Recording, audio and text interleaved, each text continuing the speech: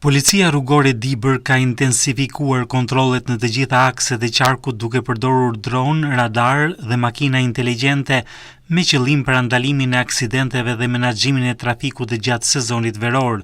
Në fokus janë drejtuesit e mjeteve që shkelin rregullat e qarkullimit, veçanërisht ata që drejtojnë në gjendje të dehur, pa leje drejtimi apo kryejnë parakalime të gabuara.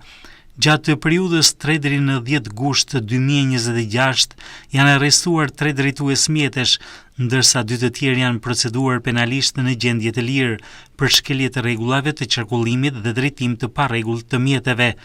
Në të njëjtën periudhë janë vendosur 1081 masa administrative, mes tyre 56 për parakalime të gabuara, 75 për tejkalim të shpejtësisë, 540 për ndalim ose qëndrim të gabuar, 141 për mosvendosje të kaskës mbrojtëse dhe 6 për drejtim nën efektin e alkoolit.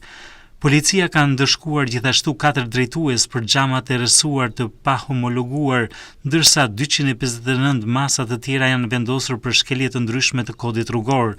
Kontrollet do vijojnë në të gjitha akset urbane, interurbane dhe rurale të qarkut Dibër. Policia rrugore u bën apel drejtuesve të respektojnë rregullat e qarkullimit dhe u kërkon qytetarëve të denoncojnë çdo shkelje në numrin pa pagesë 112.